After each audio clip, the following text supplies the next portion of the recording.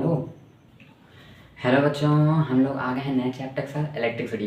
तो बेसिकली आपको थोड़ा बहुत नॉलेज होगा ही इलेक्ट्रिसिटी क्या है। हम लोगों ने 8th क्लास में पढ़ा था इलेक्ट्रिसिटी के बारे में। अब हम लोग 10th में पढ़ रहे हैं इलेक्ट्रिसिटी, जो कि चैप्टर 3 है इलेक्ट्रिसिटी।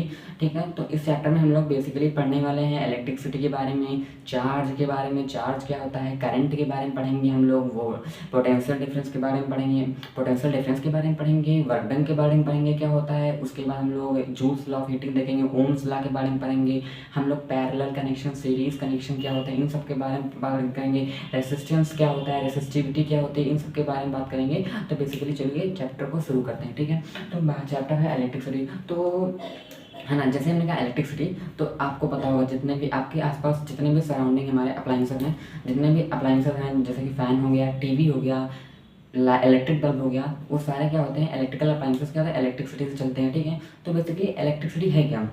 इलेक्ट्रिसिटी हर जगह है, हमको पता है हर जगह इलेक्ट्रिसिटी है। इवन हमारी बॉडी में भी जो सिग्नल्स ट्रांसमिट होते हैं वो इलेक्ट्रिकल इम्पल्सेस होते हैं। ठीक है, तो इलेक्ट्रिसिटी हर जगह है। ठीक है, हर जगह है। लेकिन इलेक्ट्रिसिटी है क्या, अगर ये क्वेश्चन आपसे पूछा जाए, ठीक है, क्योंकि एकदम सिंपल सा कॉमन सा आंसर है, इलेक्ट्रिसिटी है क्या। तो बेसिकली इलेक्ट्रिसिटी है क्या, तो ये क्या, it is a form of energy. Electricity का एक फॉर्म ऑफ एनर्जी है। मतलब कि जैसे ही हम लोगों ने पढ़ा था कि एनर्जी क्या होती है, तो एनर्जी क्या होती है, इंटर कन्वर्टेबल होती है। मतलब कि काइनेटिक एनर्जी पोटेंशियल एनर्जी में कन्वर्ट हो जाती है, पोटेंशियल एनर्जी काइनेटिक एनर्जी में कन्वर्ट हो जाती है, न्यूक्लियर एनर्जी काइनेटिक एनर्जी में कन्वर्ट हो जाती है, पोटेंशियल एनर्जी में कन्वर्ट हो जाती है। इसी तरह क्या जो एनर्जीज क्या होती हैं वो इंटर कन्वर्टेबल होती हैं। तो उसी तरह इलेक्ट्रिसिटी क्या है, ये एक फॉर्म ऑफ एनर्जी है। मतलब क्या है, ये क्या है, एक फॉर्म ऑफ एनर्जी है। फॉर्म ऑफ एनर्जी है, ENERGY एनर्जी है, due to existence of electric charge. क्या है इलेक्ट्रिसिटी क्या है, it is a form of energy. ये क्या है, एक एनर्जी की फॉर्म है, due to existence of electric charge. मतलब कि इलेक्ट्रिक चार्ज के एग्जिस्टेंस की वजह से, मतलब इलेक्ट्रिक चार्ज है उसकी वजह से ये एक एनर्जी है। मतलब एक ऐसी एनर्जी जो कि इलेक्ट्रिक चार्ज की वजह से डेवलप होती है, हम उसे बोलते हैं इलेक्ट्रिसिटी। व्हाट इज इलेक्ट्रिसिटी, तो it is a form of energy. जैसे जो ये फॉर्म ऑफ एनर्जी जो कि कन्वर्ट होती है, जैसे कि हम फैन को क्या करते हैं, इलेक्ट्रिसिटी देते हैं, फैन चलता है, घूमता है, तो इलेक्ट्रिकल एनर्जी जो होती है वो कन्वर्ट हो जाती है काइनेटिक एनर्जी में। तो बेसिकली एनर्जीज इंटर कन्वर्टेबल होती हैं। तो बेसिकली ये क्या है, एक फॉर्म ऑफ एनर्जी है। लेकिन due to existence of electric charge, तो ये क्या है, इलेक्ट्रिक चार्ज क्या है, कॉमन सी है कि जब इलेक्ट्रिक चार्ज पता होगा तो इलेक्ट्रिसिटी पता होगी। तो इलेक्ट्रिक चार्ज क्या होता है कि it is a property of matter. अब क्या होता है भैया, ये फॉर्म ऑफ एनर्जी है, ये प्रॉपर्टी ऑफ मैटर है, बहुत घुमावदार चीज़ है। मतलब समझो कि इलेक्ट्रिसिटी एक एनर्जी हो गई, ठीक है, जो कि होती है इलेक्ट्रिकल चार्ज की वजह से। अब इलेक्ट्रिक चार्ज क्या होता है, इलेक्ट्रिक चार्ज क्या होती है, प्रॉपर्टी होती है मैटर की। बेसिकली क्या होती है, प्रॉपर्टी होती है मैटर की। मतलब ये क्या होती है, प्रॉपर्टी होती है मैटर की, प्रॉपर्टी ऑफ मैटर। मतलब कि ये क्या है, प्रॉपर्टी है मैटर की। इलेक्ट्रिक चार्ज कैसे है, प्रॉपर्टी है मैटर की। अब देखो, हमने 9th क्लास में पढ़ा था कि मैटर क्या होता है, मैटर्स एटम होते हैं। मैटर जो होते हैं, कोई भी मैटर हो एटम से बना होता है। एटम्स में क्या होता है, प्रोटॉन और इलेक्ट्रॉन होते हैं। एटम्स में क्या होता है, प्रोटॉन और इलेक्ट्रॉन होते हैं। और हमको पता है प्रोटॉन में और इलेक्ट्रॉन में चार्ज होता है। तो बेसिकली ये वही इसी चार्ज की बात हो रही है। मतलब ये चार्ज कैसा चार्ज है, इलेक्ट्रॉन और प्रोटॉन वाला चार्ज है। ये चार्ज कैसा है, इलेक्ट्रॉन और प्रोटॉन वाला चार्ज ही है इलेक्ट्रिक चार्ज। तो हमको पता है कि ये क्या है, ये प्रॉपर्टी है मैटर की। मैटर क्या है, एटम से बना होता है। ठीक है, एटम में क्या होते हैं, एटम में इलेक्ट्रॉन और प्रोटॉन होते हैं। ठीक है, इन्हीं चार्ज की बेसिकली बात हो रही है और इन्हीं चार्ज की वजह से इलेक्ट्रिसिटी होती है। तो इलेक्ट्रिक चार्ज क्या होता है, ये प्रॉपर्टी होती है मैटर की। It is a property of matter that's matter attract and repel other matters. मतलब कि ये प्रॉपर्टी है मैटर्स की प्रॉपर्टी है, जिससे मैटर्स जो होते हैं, एक मैटर दूसरे मैटर को अट्रैक्ट या फिर रिपेल करता है। थोड़ा कंफ्यूजन हो रहा है, समझो, ध्यान से समझो, फील करो कि एक मैटर है उसमें भी चार्ज है, दूसरा मैटर है उसमें भी चार्ज है, तो वो क्या करता है, अट्रैक्ट करता है या फिर रिपेल करता है। अब ध्यान से सुनो, हमको पता है कि एटम है, एटम में इलेक्ट्रॉन होते हैं, प्रोटॉन होते हैं। लेकिन एक कंडीशन होती है क्या, कि इलेक्ट्रॉन और प्रोटॉन, मतलब कि एटम क्या होता है, इलेक्ट्रिकली न्यूट्रल होता है। मतलब कि number of electron number of proton equal होते हैं। तो एटम क्या होता है, वो इलेक्ट्रिकली न्यूट्रल होता है। एटम क्या होता है, इलेक्ट्रिकली न्यूट्रल होता है, जिसकी वजह से जो मैटर होता है वो अपनी इलेक्ट्रिकल प्रॉपर्टीज़ नहीं शो करता है। मतलब कि अगर कोई भी मैटर हो, अगर उसमें चार्ज डिसबैलेंस हो जाए, मतलब कि number of proton should be unequal to the number of electron, तो क्या होगा, वो किसी चीज़ को अट्रैक्ट करने लगेगा या फिर वो किसी चीज़ को रिपेल करने लगेगा।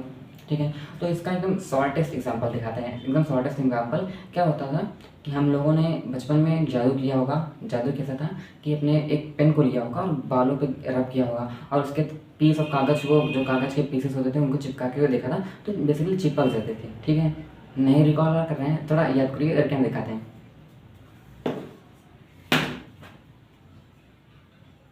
तो बेसिकली क्या था, ऐसे ऐसे हम लोग क्या करते थे, पेन को रब करते थे, ऐसे ऐसे हम लोग पेन को रब करते थे, ऐसे ऐसे करके। उसके बाद अभी देखना, तो ये पेपर्स हैं, अभी देखना, ये देखिए। हम्म हम्म थोड़ा और चार्ज करके दिखाते हैं। तो बेसिकली क्या हो रहा है, एक मैटर जो है दूसरे मैटर को अट्रैक्ट कर रहा है, एक मैटर क्या है दूसरे मैटर को अट्रैक्ट कर रहा है। ठीक है, एकदम सेम टू सेम। ठीक है, एक मैटर क्या है, ये देखिए, ये देखिए, एक मैटर जो है दूसरे मैटर को अट्रैक्ट कर रहा है। तो बेसिकली यही प्रॉपर्टी, बेसिकली ठीक है, तो बेसिकली यही प्रॉपर्टी, इसी प्रॉपर्टी को बोलते हैं इलेक्ट्रिकल, यही प्रॉपर्टी होती है इलेक्ट्रिक चार्ज होती है। मतलब इसी प्रॉपर्टी, यही प्रॉपर्टी मैटर, यही प्रॉपर्टी होती है कि मैटर, एक मैटर जो है दूसरे मैटर को अट्रैक्ट करता है या फिर रिपेल करता है। उसी उसी प्रॉपर्टी को हम लोग इलेक्ट्रिक चार्ज बोलते हैं। लेकिन ये तब करता है जब जब एटम्स जो हों वो इलेक्ट्रिकली न्यूट्रल ना हो।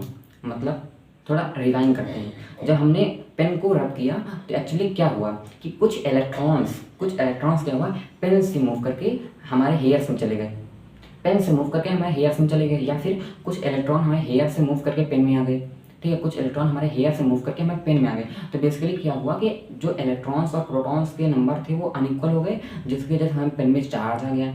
जो चार्ज जो था बहुत कम समय के लिए था। ठीक है, चार्ज आ गया और जैसे हमने उसको कागज़ के पास ले गया तो कागज़ को उसने अट्रैक्ट किया। ठीक है, उसने तुरंत क्या किया, कागज़ को अट्रैक्ट किया। तो बेसिकली इसी तरीके से, मतलब कि जब कोई भी एटम इलेक्ट्रिकली न्यूट्रल था तब तक वो अट्रैक्ट नहीं कर रहा था, लेकिन जैसे ही इसमें चार्ज आया, मतलब हमने उसे रब किया, चार्ज कब आया, किसी बॉडी का, कोई भी बॉडी कैसे चार्ज होती है, रब करने से। मतलब जब भी कुछ इलेक्ट्रॉन एक बॉडी से निकल के दूसरी बॉडी में पहुंच जाते हैं, जब भी कुछ नंबर्स ऑफ इलेक्ट्रॉन एक बॉडी से निकल के दूसरी बॉडी में पहुंच जाते हैं, तो क्या होता है, वो बॉडी चार्ज हो जाती है। ठीक है, मतलब कि जब एक और बॉडी से इलेक्ट्रॉन्स खिसक के दूसरी बॉडी में पहुंच जाते हैं तो वो बॉडी बेसिकली चार्ज हो जाती है। समझ में आया? कोई बॉडी कैसे चार्ज होती है कि उसमें नंबर ऑफ इलेक्ट्रॉन इक्वल थे। जब हमने उसको रब किया तो कुछ इलेक्ट्रॉन्स हमारे हेयर्स से हमारे पेन में चले गए, कुछ इलेक्ट्रॉन खिसक के। ठीक है, खिसक के चले गए, 10-15 इलेक्ट्रॉन खिसक के चले गए। ठीक है, तो क्या हुआ, हमारा पेन चार्ज हो गया। अब उसने क्या किया, तुरंत अट्रैक्ट कर लिया कागज़ को। तो बेसिकली इसी को बोलते हैं, यही होती है इलेक्ट्रिक चार्ज, यही होती है प्रॉपर्टी। तो बेसिकली क्या होता है, देखिए,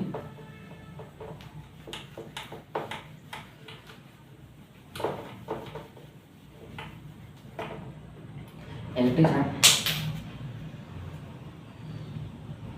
ठीक है, तो इलेक्ट्रिक चार्ज क्या होता है,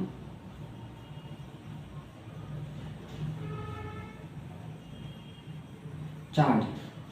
तो बेसिकली चार्ज, ये तो प्रॉपर्टी मैटर की। अब जैसे कि अब चार्ज को मेजर करने का भी कोई तरीका होगा।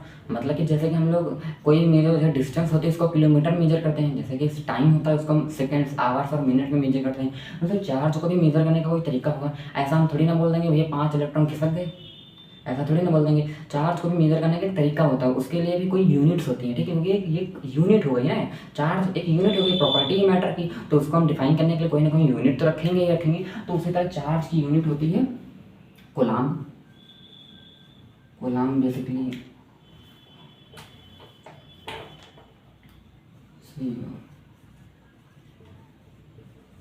चार्ज की तो बेसिकली यूनिट होती है, उसे हम बोलते हैं कोलाम। ठीक है, चार्ज को रिप्रेजेंट कैसे करते हैं, चार्ज को डिनोट करते हैं क्यू से या फिर क्यू स्मॉल क्यू, मतलब कि या फिर कैपिटल क्यू से या फिर स्मॉल क्यू से। चार्ज को हम रिप्रेजेंट करते हैं क्यू, कैपिटल क्यू से या फिर स्मॉल क्यू से, और उसकी SI यूनिट होती है कोलाम, जिसको हम रिप्रेजेंट करते हैं C से, कैपिटल C से। मतलब कि बेसिकली कुछ नहीं है कोलाम्ब और ये क्यू, जैसे कि हम लोग डिस्टेंस को डिनोट करते हैं km, किलोमीटर से, जो कि उसकी यूनिट होती है, मीटर को m से। ठीक है, डिस्टेंस को मेजर करने के लिए मीटर होती है यूनिट, डिनोट करते हैं m से। वैसे चार्ज एक यूनिट है जिसको हम डिनोट करते हैं q और q से, जिसकी SI यूनिट होती है कोलम। ठीक है, ये क्या है, SI यूनिट है, ये क्या है, SI यूनिट है। ठीक है, SI यूनिट ऑफ चार्ज क्या है, कोलम है बेसिकली, जिसको हम डिनोट करते हैं q से या q से, बस। इसके बाद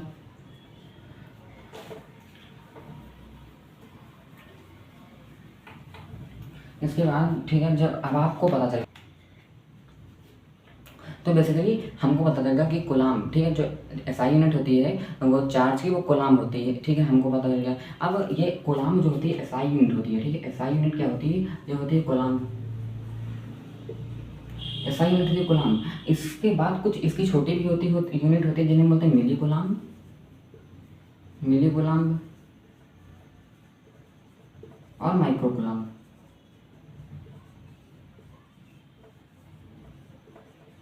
ठीक है, मिली कूलाम क्या होता है, ये होता है 1⁻³ कूलाम और ये होता है 1⁻⁻6 कूलाम।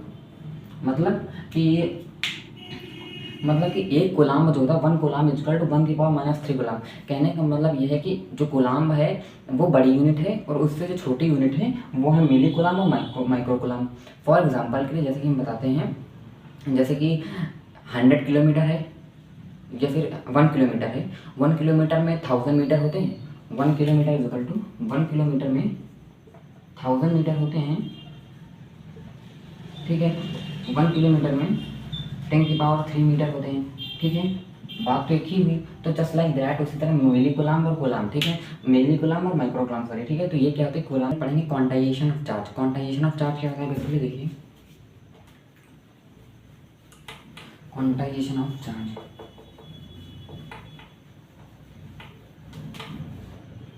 हम लोग पढ़ने वाले हैं quantization of charge.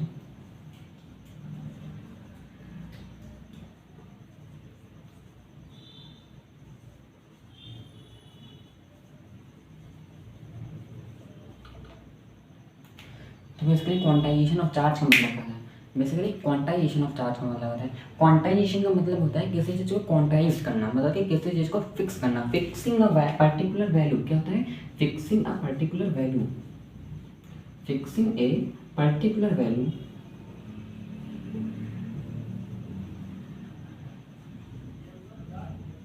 In integer. इसका मतलब क्या हुआ, मतलब कि किसी भी वैल्यू को फिक्स करना इंटीजर के रूप में। इंटीग्रल मतलब कि किसी भी वैल्यू को फिक्स करना, इंटीजर्स क्या होता है 1 2 3 4 5, मतलब किसी भी वैल्यू को इंटीग्रल में फिक्स करना। मतलब कि क्वांटाइजेशन ऑफ चार्ज का मतलब क्वांटाइजेशन मतलब कि क्वांटाइज्ड, किसी चीज़ की क्वांटिटी को फिक्स करना। Fixing a particular value in integer, मतलब कि थोड़ा डिफिकल्ट है, समझो, फील करो। जैसे मान लो कि आप समोसे की दुकान में गए, समोसे वाली दुकान में गए, आपने उसको रुपए दिए और उससे कहा भैया हमको एक समोसा दे दो। तो उसने क्या किया, एक समोसा थोड़ी चटनी डाल दी, बुकनू भी डाल दिया और दे दिया। उसके बाद क्या हुआ कि आप अगले दिन फिर गए, भैया इसका भैया 2 समोसा दे दो, आज ज़्यादा रुपये मिल गया। 2 समोसे लेके आए आप, 2 समोसे लेके आए आप, चटनी में लेके आए साथ में, ठीक है। उसके बाद 2 समोसे खाइए। अगले दिन फिर आप गए उनसे भैया से कहा भैया 3 समोसे दे दो, ठीक है, 3 समोसे दे दिए उसने। फिर अगले दिन हम गए, उसने कहा भैया हमको 2.5 समोसे दे दो। आपने कहा, उसने कहा भैया हमको 2.5 समोसे दे दो। तो उसने कहा निकलो, नहीं देंगे तुमको यहाँ से। मतलब 2.5 समोसे उसने देने से मना कर दिया। तो कहा नहीं भैया सर 1.5 दे दो, 2.5 ने सही 1.5 दे दो। तो उसने कहा पागल लगा लो, मतलब पागल लगा लो। तो आपने कहा रहने दो, अच्छा ना 1.5 ना 2.5, आधा दे दो, चलो आधा खा लेंगे। तो बेसिकली आधा भी उसने नहीं दिया। तो कहने का मतलब ये है कि वो समोसे इंटीग्रल में देता है, मतलब कि या तो 1 समोसा ले लो, या तो 2 समोसा ले लो, या तो 3 समोसा ले लो, या तो 4 समोसा ले लो, या तो 5 समोसा ले लो। मतलब कि वो इंटीजर्स में समोसे देगा, फ्रैक्शन में समोसे नहीं देगा। मतलब कि क्वांटाइजेशन ऑफ चार्ज को फिक्स करना इंटीग्रल के रूप में, मतलब कि एक इंटीजर के रूप में चार्ज को फिक्स कर देना। अभी तो हम समोसे, 1 समोसा 2 समोसे की बात कर रहे थे, अभी हम करोड़ों समोसा की बात करें, इस करेगा मतलब कि वैल्यू बढ़ जाएगी ना। इसीलिए quantization of charge, fixing a particular value in integer. कहने का मतलब ये है कि चार्ज को हमने बताया था क्यू से डिनोट करते हैं, ठीक है, क्यू से डिनोट करते हैं, ठीक है, चार्ज को हमने बताया था क्यू से डिनोट करते हैं। अब जब हमने जादू वाला एक्सपेरिमेंट किया था, जादू वाला एक्सपेरिमेंट मतलब कि जिसमें हमने पेन को रब किया, पेन को रब किया, तो उससे कुछ इलेक्ट्रॉन्स खिसक के, कुछ नंबर ऑफ इलेक्ट्रॉन खिसक के दूसरे पेन से खिसक के बाल में चले गए हमें, या फिर बाल से खिसक के पेन में चले गए, ठीक है। तो हमारे पेन पे कुल मतलब कि कुछ नंबर ऑफ इलेक्ट्रॉन हमारे बाल से खिसक के पेन में आ गए या फिर पेन से खिसक के बाल में चले गए। मतलब कि दो कुछ मान लो कि 5 इलेक्ट्रॉन्स हमारे हेयर से हमारे पेन में आ गए। तो कुछ जो हमारा नेट चार्ज हुआ, हमारा नेट चार्ज पेन पे कितना हुआ 5 इलेक्ट्रॉन। इलेक्ट्रॉन के अंदर चार्ज होता है, इलेक्ट्रॉन ही तो है चार्ज इलेक्ट्रॉन जो होता है, इलेक्ट्रॉन चार्ज को कैरी करके चलते हैं। चार्ज एक प्रॉपर्टी है जिसको इलेक्ट्रॉन कैरी करके ले चलते हैं। तो 5 इलेक्ट्रॉन आ गए तो मतलब कि 5 चार्ज ले आए। ठीक है, 5 चार्ज ले आए। चार्ज को हम लोग क्यों से रिलेट करते हैं, तो चार्ज जो है नंबर ऑफ इलेक्ट्रॉन, जितने नंबर ऑफ इलेक्ट्रॉन आए उतने चार्ज लेके आए। 5 नंबर ऑफ इलेक्ट्रॉन, जैसे मान लीजिए कि 5 नंबर ऑफ इलेक्ट्रॉन आए तो 5 चार्ज लेके आए। 6 नंबर ऑफ इलेक्ट्रॉन आए तो 6 चार्ज लेके आए। 7 नंबर ऑफ इलेक्ट्रॉन आए 7 चार्ज लेके आए। ठीक है, 7 चार्ज लेके आए। तो अब 10 इलेक्ट्रॉन है 10 चार्ज लेके आए। बेसिकली अब हम बताएंगे कैसे, लेकिन हमको जाना है 3 किलोमीटर दूर। हम कैसे बताएंगे, हमको तीन दूर जाना है, 3 दूर थोड़ी नहीं बताएंगे, 3 किलोमीटर दूर जाना है। मतलब एक उससे यूनिट लगेगी ना। चार्ज की यूनिट क्या होती है बेसिकली, चार्ज की यूनिट होती है कूलाम। 1 कूलाम या फिर 2 कूलाम या फिर 3 कूलाम या फिर 4 कूलाम, जितने भी कूलाम। अब अगर हम आपसे कहें कि हमारे पेन में कितना चार्ज है, वो आप कूलाम में बताइए। कूलाम क्या है, मेजरिंग यूनिट ऑफ चार्ज को मेजर करने के लिए जो यूनिट है, जैसे कि डिस्टेंस को किलोमीटर में मेजर करते हैं और टाइम को सेकंड मेजर करते हैं, वैसे चार्ज को मेजर करते हैं कूलाम में। तो आप कूलाम में बताइए भैया हमारे पेन में कितना चार्ज आया। तो कूलाम में हम बताएंगे 5 इलेक्ट्रॉन चले आए, मैं 5 इलेक्ट्रॉन हमारे पेन में आ गए। लेकिन कूलाम में तो ये हुआ नहीं, हमको कूलाम में बताना होगा कितने हुए। तो इसलिए हमारे इलेक्ट्रॉन में चार्ज फिक्स कर दिया गया, एक इंटीग्रल वैल्यू फिक्स कर दी गई। कितनी फिक्स करेगी, देखिए इलेक्ट्रॉन में जो चार्ज होता है वो कितना होता है, वो 1.6 into 10⁻⁻19 coulomb. 1.6 into 10⁻⁻19 coulomb charge हमारे इलेक्ट्रॉन में फिक्स कर दिया गया, चिपका दिया गया। बस इतना समझ लो, उसको चिपका दिया ना। हमारे इलेक्ट्रॉन में 1.6 इंटू 10⁻⁻19 इलेक्ट्रॉन इतना कूलाम को चिपका दिया गया। मतलब समझे, मतलब कि जैसा कि हमने आपसे पूछा कि कितने कूलाम, मतलब कि अब आप बताएं कि हमारे बालों में कितने कूलाम का चार्ज आया था। तो नंबर ऑफ इलेक्ट्रॉन कितने 5 इंटू इलेक्ट्रॉन चार्ज कितना होता है 1.6 इंटू 10⁻⁻19 कूलाम। इतना चार्ज करंट टाइम पे हमारे बालों में इतना चार्ज है, या फिर हमारे पेन में हमारे पेन में जो इलेक्ट्रॉन खिसक के आए थे 5 इलेक्ट्रॉन खिसक के आए थे। हमने ऐसा माना कि भैया हमने अपने बालों को घिसा, पेन को घिसा, तो जिसकी वजह से कुछ इलेक्ट्रॉन्स क्या हुए हमारे हेयर से हमारे पेन में आ गए, जिसकी वजह से हमारे पेन में चार्ज आ गया। और एक चार्ज आने की वजह से क्या हुआ कि हमारा पेन जो है छोटे छोटे पीसेस ऑफ पेपर को अट्रैक्ट कर रहा था। तो अब कितना चार्ज आया, तो हमने माना 5 इलेक्ट्रॉन आए होंगे थोड़े से, है ना। तो 5 इलेक्ट्रॉन, एक इलेक्ट्रॉन चार्ज कितना, 1.6 इंटू 10⁻⁻19। मतलब कि यही है क्वांटाइजेशन ऑफ चार्ज। मतलब कि क्वांटाइजेशन ऑफ चार्ज मतलब कि इलेक्ट्रॉन में चार्ज को क्वांटाइज कर दिया गया है। मतलब कि फिक्स कर दिया गया है, एक इलेक्ट्रॉन में इतना ही चार्ज रहेगा। मतलब कि ये क्या है, charge on one electron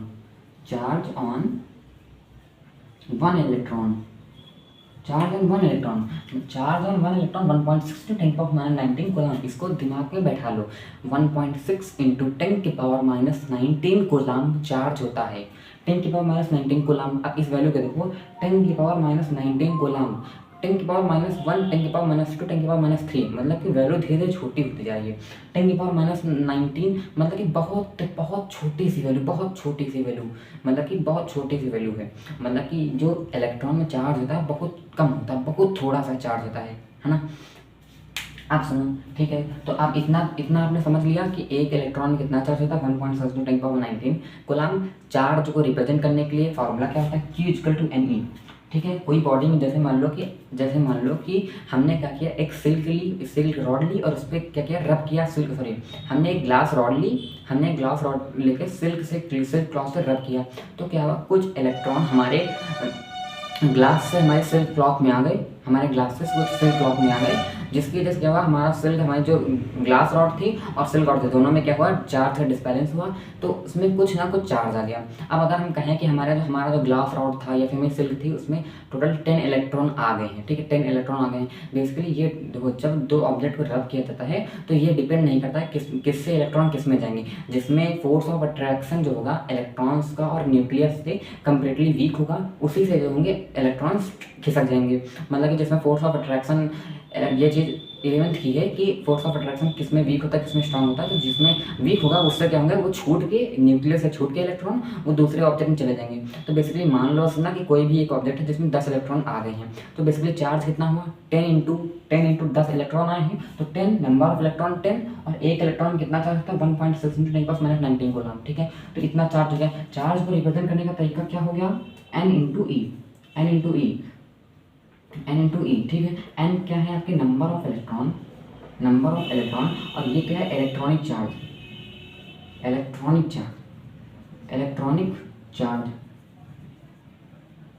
charge मतलब कि इलेक्ट्रॉन में जो चार्ज होता है बेसिकली उसी को इलेक्ट्रॉनिक चार्ज बोलते हैं। ठीक है, इसी को बोलते हैं क्वांटाइजेशन ऑफ चार्ज। कितना आसान था, बेसिकली बहुत सारे लोग इसमें कंफ्यूज हो जाते हैं क्योंकि उनको पता ही नहीं चलता क्वांटाइजेशन ऑफ चार्ज है क्या, इसको फील नहीं कर पाते हैं। ध्यान से एक बार फिर से रिकॉल कर लो क्वांटाइजेशन ऑफ चार्ज। हम चार्ज को एक यूनिट से रिप्रेजेंट करते हैं जिसको हम बोलते हैं कूलम्ब। ठीक है, अब हमें बताना होगा कि कितना कूलम्ब चार्ज है किसी ऑब्जेक्ट में, और चार्ज क्या होता है इलेक्ट्रॉन, कितने इलेक्ट्रॉन आए हैं बेसिकली। तो इसलिए हमने यूनिट बना दी कि हमने इलेक्ट्रॉन में चार्ज को क्वांटाइज कर दिया कि भैया इलेक्ट्रॉन हो तुम में आज से 1.6 × 10⁻⁻⁹ कूलम्ब चार्ज होगा। अब जितने इलेक्ट्रॉन जाएंगे उतने ही 1.6 × 10⁻⁹ हो जाएंगे, इतना ही चार्ज हो जाएगा। तो जितने इलेक्ट्रॉन गए नंबर ऑफ इलेक्ट्रॉन, और एक इलेक्ट्रॉन में चार्ज जितना होता है इतना, ये हो गया हमारा चार्ज। तो बेसिकली जो ये होगा ये चार्ज, इसको हम रिप्रेजेंट करते हैं कूलम्ब में। ठीक है, तो अब यहाँ से एक क्वेश्चन पुटअप हुआ, बहुत अच्छा सा क्वेश्चन जो कि CBSE में आता है, यूपी बोर्ड में भी आता है। क्या है क्वेश्चन, वो देखो क्वेश्चन है,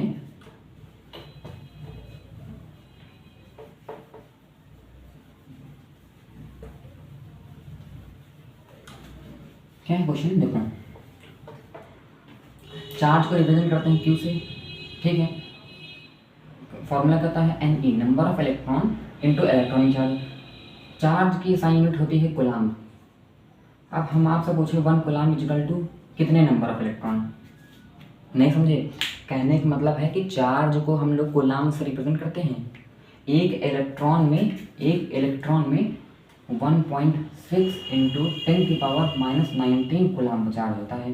कितना, 10⁻⁻⁹ कूलम्ब, 1-2 कूलम्ब नहीं, 10-20 कूलम्ब नहीं, 10⁻⁻⁹ कूलम्ब होता है। तो 1 कूलम्ब में कितना चार्ज होगा, फील आया कि एक इलेक्ट्रॉन में 1.6 × 10⁻⁻⁹ कूलम्ब होगा। तो कितने इलेक्ट्रॉन हो कि उनमें चार्ज 1 कूलम्ब का हो। नहीं समझ में आया, फिर से देखो कि एक इलेक्ट्रॉन में इतना चार्ज होता है, एक इलेक्ट्रॉन में इतना चार्ज होता है।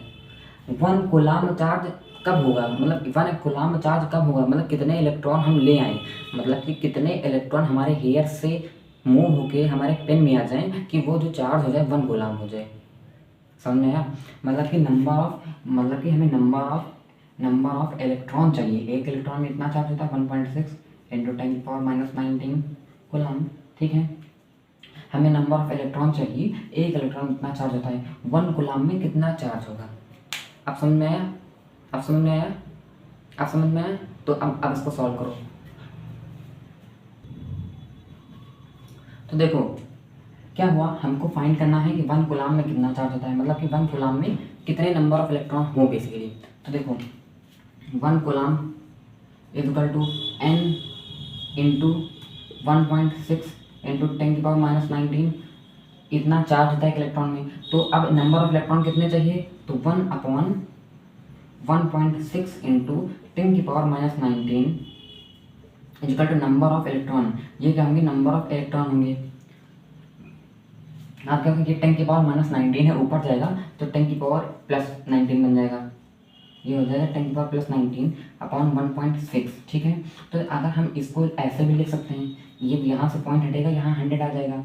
ठीक है, अब हम इसको लिख दें 10⁻18 × 100/16, मतलब कि 10⁻19 था, हमने एक पावर कम की तो एक जीरो आ गया। ठीक है, एक जीरो एक्स्ट्रा आ गया, और हमने यहाँ से पॉइंट हटाया तो एक जीरो और आ गया। तो मतलब कि 10⁻18 डिवाइड बाई 16 × 10⁻18 × 100 डिवाइड बाई 16 है। तो इसको हम बेसिकली जब डिवाइड करेंगे तो ये 2/5 टर्म कट जाएगा, ये 8 आ जाएगा, ये 4, ये 25, ये आ जाएगा, ये 1, ये आ जाएगा 6.25। तो इस पर चार्ज हो जाएगा 6.25 × 10⁻18 ये क्या है 6.25 × 10⁻18। ये है क्या, ये है नंबर ऑफ इलेक्ट्रॉन। हमने कहा नंबर ऑफ इलेक्ट्रॉन निकलेंगे, मतलब कि नंबर ऑफ इलेक्ट्रॉन जो हैं वो हैं 6.25 × 10⁻18।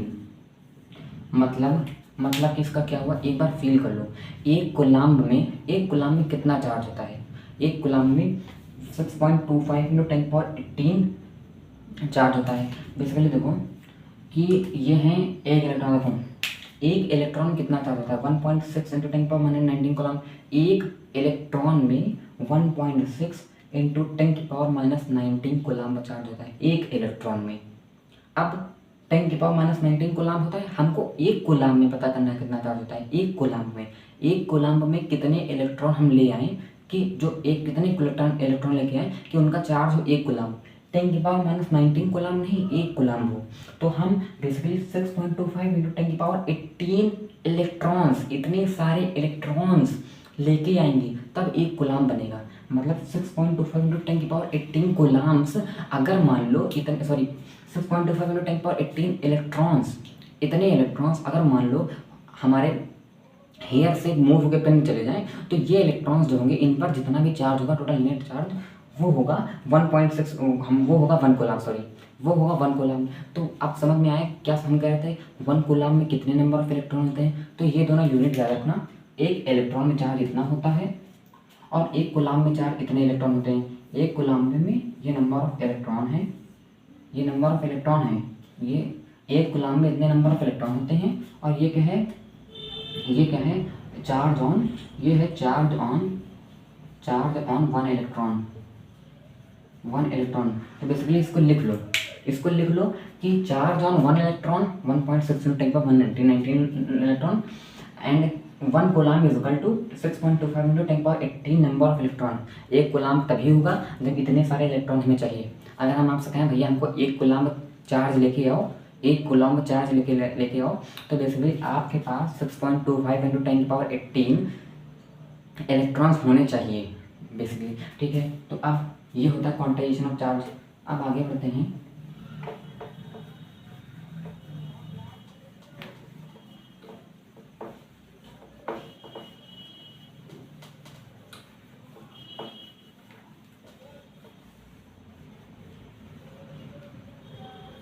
ठीक है, तो बेसिकली हमको पता है, क्या पता है हमको कि इलेक्ट्रॉन्स चार्ज ले तभी तो वो इलेक्ट्रिकल एनर्जी फॉर्म कर पाएंगे ना। मतलब जो इलेक्ट्रॉन के अंदर चार्ज है उसको कोई एक मीडियम में लेके कैरी करेंगे, हवा में थोड़ी ना इलेक्ट्रॉन फ्लो हो जाएंगे। उनको वो अपना चार्ज जो है एक मीडियम में लेके फ्लो करेंगे। अब अलग अलग मीडियम्स, टाइप ऑफ मीडियम, बहुत सारे मीडियम होता है जिसमें इलेक्ट्रॉन फ्लो करते हैं। तो अलग अलग मीडियम में इलेक्ट्रॉन्स की अलग अलग स्पीड होती है। मतलब जिस मीडियम में इलेक्ट्रॉन की स्पीड सबसे ज़्यादा होगी उसमें वो क्या होंगे, सबसे ज़्यादा फ्लो करेंगे, सबसे तेज फ्लो करेंगे, और उसमें जो होगी वो सबसे ज़्यादा इलेक्ट्रिकल एनर्जी बना पाएंगे, मतलब इलेक्ट्रिसिटी उनमें सबसे ज़्यादा होगी।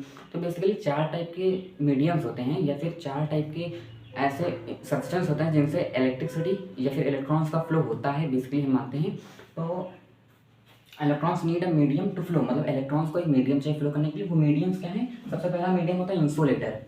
सबसे पहला मीडियम होता है इंसुलेटर। इंसुलेटर कहता है एक ऐसा मीडियम जिसमें इलेक्ट्रॉन्स की स्पीड सबसे धीरे हो, मतलब इसमें फ्री इलेक्ट्रॉन्स मूव ही नहीं करते, मतलब उसमें इलेक्ट्रॉन्स नहीं मूव करते हैं। मतलब कि उसमें जब इलेक्ट्रॉन्स मूव नहीं करेंगे तो इलेक्ट्रिसिटी नहीं ट्रांसफर हो जाएगी।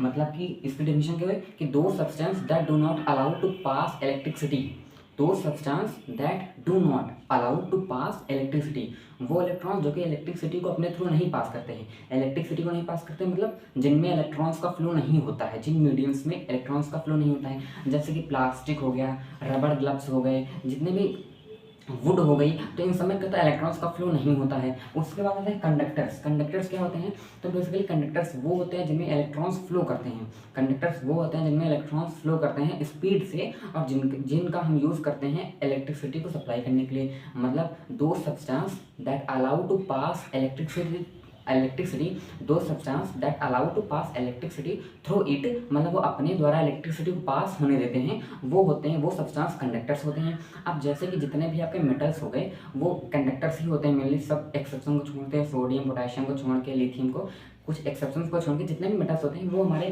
कंडक्टर होते हैं। जितने भी नॉन मेटल्स होते हैं वो इंसुलेटर होते हैं। इसमें भी कुछ एक्सेप्शंस हैं, ग्रेफाइट और लेड को छोड़ के।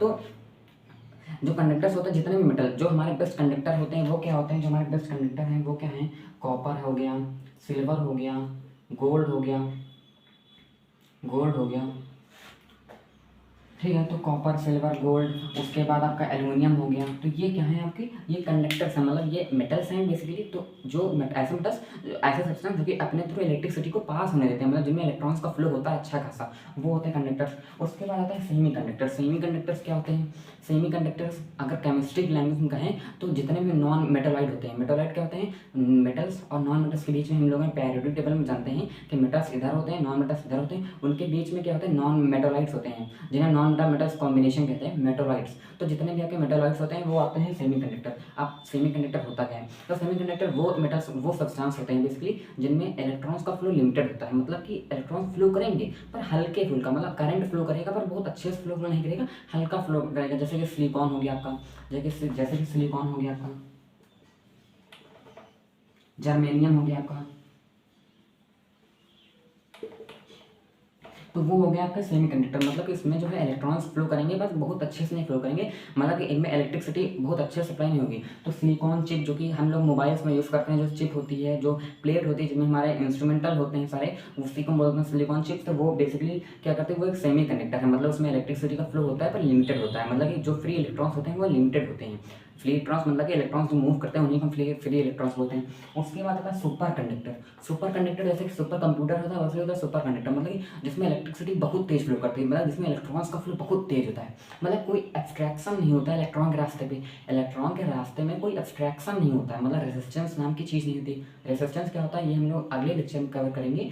अभी समझो कि उसमें कोई एब्स्ट्रैक्शन नहीं होता है। अब कोई एब्स्ट्रैक्शन नहीं होगा वो होता है सुपर कंडक्टर। सुपर कंडक्टर क्या होते हैं, तो बेसिकली सुपर कंडक्टर आपके इनको, सुपर कंडक्टर का यूज़ बहुत, जहाँ पर बहुत ज़्यादा ऐसी जगह यूज़ करता है जहाँ पर बहुत इंपॉर्टेंट, मतलब जहाँ पर जो इलेक्ट्रिसिटी का कम्युनिकेशन है उसमें बहुत कम डिफरेंस है, इसलिए हम सुपर कंडक्टर यूज़ करते हैं। तो इसका एग्जांपल क्या होता है, तो सुपर कंडक्टर का एग्जांपल है जैसे कि मरकरी, जो मरकरी होता है, जो मरकरी होता है आपका Hg, ये जो है 4 डिग्री सेल्सियस पे, मतलब कि मरकरी क्या होता है बेसिकली लिक्विड पे होता है रूम टेम्परेचर में। तो 4 डिग्री सेल्सियस में मरकरी जो होता है एक सुपर कंप्यूटर की तरह एक्ट करता है, मतलब मरकरी से अगर हम करंट पास करेंगे तो 4 डिग्री सेल्सियस पे तो वो सुपर कंप्यूटर जैसे एक्ट करेगा, मतलब कि बहुत तेज इलेक्ट्रॉन का फ्लो होगा। तो ये होता है सुपर कंडक्टर। तो बेसिकली वो मीडियम्स थी, इंसुलेटर, कंडक्टर, सेमी कंडक्टर और सुपर कंडक्टर्स। ये इंसुलेटर थे जिसमें इलेक्ट्रॉन्स बेसिकली फ्लो करते हैं। अब हम लोग अगले चैप्टर में पढ़ने वाले हैं करंट क्या होता है और करंट फ्लो कैसे करता है। करंट अपने आप मन से फ्लो थोड़ी ना करेगा, इलेक्ट्रॉन। उसके बाद क्या है, इलेक्ट्रिसिटी कितने टाइप्स की होती हैं, इसके बाद रेसिस्टेंस, और अगले लेक्चर में हम लोग ये कवर करने वाले हैं। तो आप लोग जितना ने पढ़ा वो एक बार बुक में अपनी खुद से पढ़िए, NCERT रीडिंग जरूर करिए, ठीक है।